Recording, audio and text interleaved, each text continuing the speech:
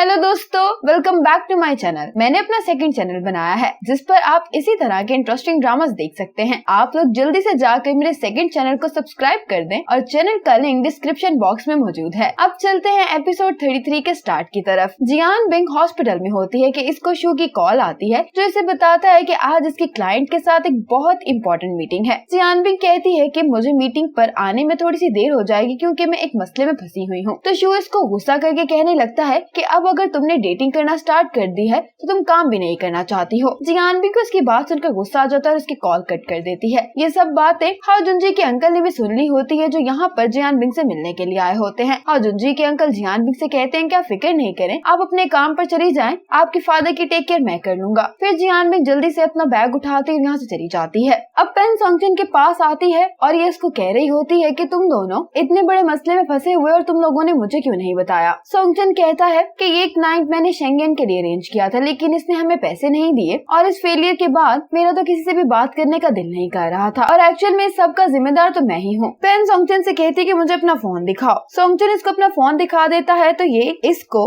इसकी contact list दिखाती है और कहने लगती है कि जब मैंने पहले तुम्हारा फोन चेक किया था तो यहाँ पर सिर्फ लड़कियों के नंबर थे लेकिन अब ये सारी लिस्ट क्लाइंट से भर गई है। तुम्हें ये बात रियलाइज नहीं हो रही लेकिन तुम काफी चेंज हो गए हो। तुम जो पैसे कमाने के लिए स्ट्रगल कर रहे हो अगर उसमें तुम्हें कोई रिजल्ट नहीं भी मिला तो इसे फेलियर नहीं बल्कि इसको ग्रोथ कहते हैं। पेन कहती है कि क्लाइंट ने हमें पैसे नहीं दिए तो ये उसकी गैर जिम्मेदारी है, तुम इस सब के लिए अपने आप को जिम्मेदार नहीं ठहराओ। क्लाइंट तो तुम ही लाए थे ना, शेंगेन को भी तुम्हारी जरूरत है और इस कंपनी को भी तुम्हारी जरूरत है। अब शेंगेन भी पेन की ये बातें सुन रहा होता है। पेन सोंगचन से एक सवाल पूछती है कि क्या मैं इस कंपनी के लिए अहम हूँ, तो सोंगचन कहता है कि हाँ। तो पेन कहती है कि इसी तरह से इस कंपनी के लिए तुम भी बहुत जरूरी हो। शेंगेन अपना काम कर रहा है और हम दोनों अपना काम कर रहे हैं और इस मोमेंट पर हमें किसी को भी ब्लेम नहीं करना चाहिए बल्कि हमें इस मसले का कोई ना कोई सोल्यूशन ढूंढना चाहिए। अब शेंगेन सोंगचन से कहता है कि पेन बिल्कुल ठीक कह रही है। शेंगेन सोंगचन से कहता है कि अब तुम अपने मूड को ठीक करो और वापस काम पर लग जाओ क्योंकि हमें वो तमाम प्रोजेक्ट्स करने हैं जो हमने खो दिए हैं। और फिर ये इसको मजीद मोटिवेट करने के लिए कहता है कि अगर पेन इस सिचुएशन में इतनी स्ट्रॉन्ग हो सकती है इसलिए हम दोनों को भी इसकी तरह स्ट्रॉन्ग बनना चाहिए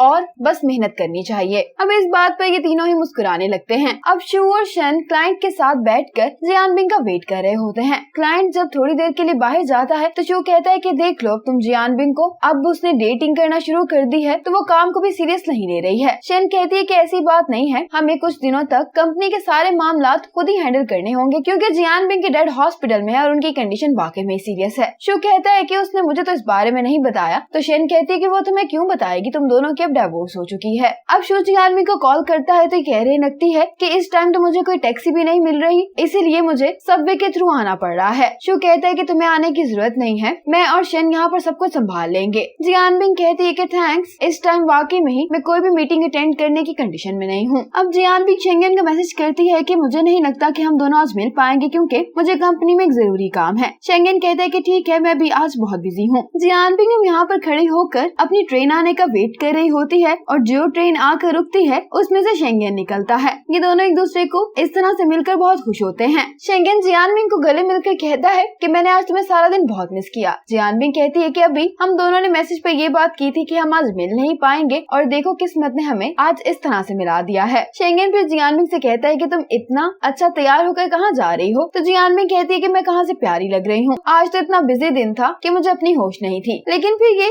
शेंगेन से कहती है कि तुमसे सिगरेट की स्मेल क्यों आ रही है। अब चूँकि शेंगेन सारा दिन इंटरनेट कैफे में था तो वहाँ पर मुख्तलिफ लोग आकर स्मोकिंग करते हैं, इसी वजह से शेंगेन से इस तरह की स्मेल आ रही होती है। लेकिन ये झूठ बोल देता है और कहता है कि मैं अभी एक क्लाइंट से मिलकर आ रहा हूँ जो स्मोकिंग करता है और अब फिर से मैं एक और क्लाइंट को मिलने के लिए जा रहा हूँ। जियान बिंग कहती है कि तुम तो बहुत ही बिजी दिखाई दे रहे हो, फिर तुम्हें कितने ऑर्डर्स मिले हैं। शेंगेन कहता है कि इतने ऑर्डर्स मिल चुके हैं कि मैं उन्हें काउंट भी नहीं कर सकता। जियान बिंग कहते हैं कि इसी तरह से मेहनत करते रहो और फिर मुझे किसी दिन अच्छे से रेस्टोरेंट में डिनर के लिए लेकर जाना। फिर शेंगेन कहता है कि क्या तुमने आज डिनर किया है। तो जियान बिंग कहती है कि नहीं। शेंगेन कहता है कि मुझे पहले ही पता था कि तुमने डिनर नहीं किया होगा। फिर ये अपने बैग से एक एप्पल निकाल कर जियान बिंग को दे देता है, कहता है कि इसे तुम रास्ते में खा लेना। जियान बिंग शेंगेन को थैंक्स कहती है तो शेंगेन कहता है कि मेरी गर्लफ्रेंड डैड इतनी मेहनत भी करती है और ये इतनी खूबसूरत भी है। इस पर जियानबिंग हंसने लगती है। शेंगेन जियानबिंग को कह रहा होता है कि मैं भी ये विश कर रहा हूँ कि नेक्स्ट सबवे आए ही ना, ताकि हम थोड़ा सा और टाइम इसी तरह से गुजार सके। लेकिन फिर थोड़ी देर बाद इस सबवे आ जाती है। फिर ये दोनों एक दूसरे को बाय करते हैं और जियानबिंग जल्दी से सबवे में चली जाती है। और जब जियानबिंग जा रही होती है तो शेंगेन इसके लिए एक हार्ट साइन भी बनाता है, जिसको देखकर जियानबिंग हंसने लगती है। अगले दिन जब शेंगेन के मॉम डैड ब्रेकफास्ट कर रहे होते हैं तो डैड कहने लगते हैं कि क्या तुम्हें अपने बेटे की जरा से भी याद नहीं आ रही? क्या तुम्हें बिल्कुल फिक्र नहीं हो रही कि वो ठीक से सो रहा होगा या नहीं? क्या उसने कोई घर रेंट पर ले लिया होगा या नहीं? लेकिन मॉम कुछ नहीं कहती। तो डैड कहते हैं कि शेंगेन कभी भी हमारे बगैर नहीं रहा है, और वैसे भी थोड़ा सा ही तो एज डिफरेंस है, तुम्हें इस बात पर इतना गुस्सा करने की जरूरत ही क्या है? तो मॉम कहने लगती है कि आपको अभी भी यही लग रहा है कि मैं सिर्फ एज डिफरेंस की वजह से शेंगेन के साथ ऐसा कर रही हूँ, तो आपको गलत लग रहा है। मैं चाहती हूँ कि शेंगेन अब लाइफ को खुद एक्सपीरियंस करे। अगर वो वाकई में जियानबिंग के साथ रहना चाहता है तो उसको जिंदगी में अपनी कोई पोजीशन बनानी होगी, ताकि उन दोनों का रिलेशनशिप लंबे अरसे तक रहे। डैड फिर अपनी चेयर शेंगेन की मॉम के पास कर लेते हैं, कहने लगते हैं कि अभी तुम्हारी बातें सुनकर मुझे रियलाइज हो रहा है कि मैं कितना लकी हूँ, क्योंकि मेरी शादी तुमसे हुई है। तुमने सारी जिंदगी ही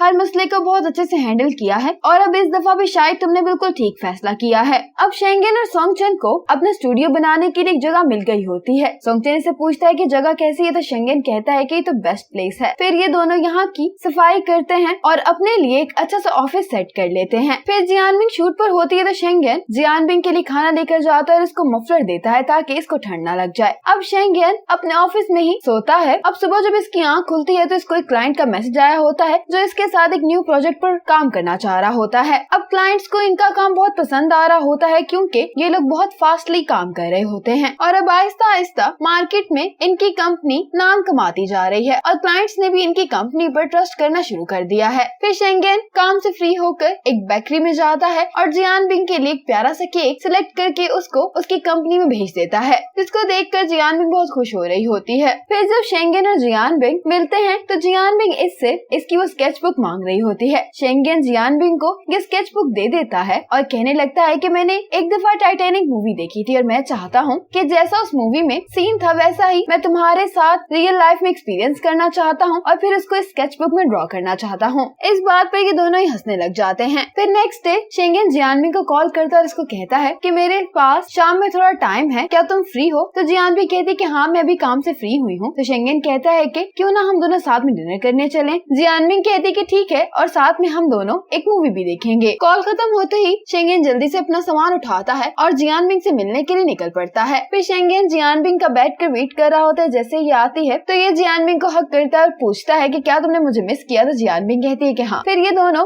ऑर्डर करने के लिए बैठ जाते हैं। अब जब ये दोनों ऑर्डर दे देते हैं तो जियानबिंग कहती है कि मेरे पास एक अच्छा आइडिया है। शेंगेन कहता है कि वो क्या है? जियानबिंग कहती है कि हमारे पास इतना टाइम नहीं है, हमें चलकर मूवी देखनी चाहिए और वहाँ पर जाकर हम कुछ न कुछ स्नैक्स खा लेंगे। शेंगेन फिर यहीं से वेटर को कह देता है कि हम अपना ऑर्डर कैंसिल कर रहे हैं और ये दोनों फिर मूवी थिएटर चले जाते हैं। अब जब शेंगेन स्नैक्स वगैरह लेकर जियानबिंग के पास आता है तो इसको बताता है कि मेरा क्लाइंट 3 घंटे बाद आने वाला था, लेकिन वो अभी मुझसे मिलने के लिए आ रहा है। तो जियानबिंग कहती है कि इसमें इतनी टेंशन की बात क्या है, तुम्हें अपने क्लाइंट से मिलने के लिए जाना चाहिए। लेकिन शेंगेन कहता है कि मेरा तुम्हें इस तरह से यूं छोड़कर जाने का दिल नहीं कर रहा। तो जियानबिंग कहती है कि तुमने अभी अपना बिजनेस स्टार्ट किया है, इसीलिए तुम्हें अपनी फर्स्ट प्रायोरिटी हमेशा काम को ही रखना चाहिए। शेंगेन कहते कि ठीक है, तुम मूवी देखो और मुझे लगता है कि मैं मूवी खत्म होने से पहले यहाँ पर आ ही जाऊंगा और हम इस मूवी की एंडिंग एक दूसरे के साथ देख लेंगे। जियानबिंग कहती है कि नहीं, तुम्हें काम खत्म करने के बाद अपने पेरेंट्स को मिलने के लिए जाना चाहिए। और वैसे भी मैंने तुम्हें बताया था ना कि आजकल मुझे लेट नाइट कुछ काम करना पड़ रहा है, जिसकी वजह से मैं बिजी हूँ। एक्चुअल में जियानबिंग के डैड इसके घर पर ही रुके होते हैं, इसीलिए अब जियानबिंग को अपने डैड की भी टेक केयर करनी होती है। लेकिन ये बात जियानबिंग शेंगेन को नहीं बताती है। फिर ये दोनों एक दूसरे को बाय कहते हैं और शेंगेन यहाँ से चला जाता है। शेंगेन फिर अपना काम खत्म करने के बाद मार्केट जाता है। वहाँ से ये अपने पेरेंट्स के लिए कुछ इलेक्ट्रॉनिक्स और ग्रोसरी वगैरह खरीद कर वापस अपने घर आता है। डैड किचन में बिजी होते हैं। शेंगेन कहता है कि डैड मैं घर पर आ गया हूँ। डैड जल्दी से अपना काम छोड़कर शेंगेन से मिलने के लिए आते हैं और इसको डांटते हुए कहने लगते हैं कि तुमने अभी तक अपनी पुरानी आदत नहीं बदली, तुमने आने से पहले मुझे बताया भी नहीं, अब भला मैं तुम्हारे लिए ज्यादा सारी डिशेस कैसे बना पाऊंगा। तो शेंगेन हंसते अपने डैड से कहता है कि डैड कोई जरूरत नहीं है, ये जो टेबल पर खाना पड़ा है मैं वही खा लेता हूँ। शेंगेन डैड से पूछता है कि मॉम कहाँ पर है? तो डैड कहते हैं कि मॉम अभी बाहर गई है, थोड़ी देर तक आती होंगी। डैड शेंगेन को देखकर कहने लगते हैं कि तुम मुझे पहले से कमजोर लग रहे हो। तो शेंगेन कहता है कि डैड आपको वैसे ही लग रहा है, मुझे तो लग रहा है कि मैंने थोड़ा सा वेट गेन कर लिया है। डैड फिर इन गिफ्ट्स को देखने लगते हैं जो शेंगेन अपने पेरेंट्स के लिए लाया होता है और कहने लगते हैं कि हमारे पास घर पर सब कुछ है, तुम्हें इतना सब कुछ लाने की जरूरत नहीं थी, वैसे भी अब तुम अकेले रहते हो। तो शेंगेन एक बड़ा बॉक्स उठाकर अपने डैड के पास लेकर आता है और कहता है कि इसको खोल कर देखें। तो डैड कहते हैं कि ये क्या है। तो शेंगेन कहता है कि ये एयर फ्रायर है और मॉम इसको देखकर बहुत खुश होंगी क्योंकि वो काफी टाइम से इसको बाय करना चाहती थी। फिर डैड शेंगेन की इस तरह से एक पिक्चर बनाते हैं ताकि ये इसकी मॉम को सेंड कर सके। शेंगेन फिर अपने डैड को भी गिफ्ट देता है। शेंगेन के डैड इन सभी गिफ्ट्स की एक पिक्चर बनाते हैं और उसकी मॉम को सेंड करके ये मैसेज करते हैं कि तुम्हारा बेटा वापस घर पर आ गया है और वो देखो हमारे लिए कितने ज्यादा गिफ्ट्स लेकर आया है, ऐसा लग रहा है कि आज चाइनीज न्यू ईयर है। डैड शेंगेन की मॉम को कन्विंस कर रहे होते हैं ताकि वो आकर अपने बेटे से मिल लें। इससे जियानबिंग के बारे में पूछते हैं तो शेंगेन अपने डैड से कहता है कि आपको फिक्र नहीं करनी चाहिए, हम दोनों की लाइफ सेट जा रही है। डैड कहते हैं कि ये अच्छी बात है। जियानबिंग घर पर अपना काम कर रही होती है लेकिन इसके डैड इसको तंग कर रहे होते हैं, इसकी कोई भी बात नहीं मान रहे होते और यहाँ पर ये लाउड म्यूजिक लगा लेते हैं। जैसे ही जियानबिंग अपने डैड से तंग आकर बाहर निकलती है तो बाहर शेंगेन की मॉम खड़ी होती है। जियानबिंग शेंगेन की मॉम को यहाँ पर देखकर बहुत हैरान होती है और इसी मोमेंट पर ये पार्ट खत्म हो जाता है। नेक्स्ट पार्ट में क्या होने वाला है ये देखने के लिए नेक्स्ट वीडियो का इंतजार कीजिए। तब तक के लिए स्टे कनेक्टेड।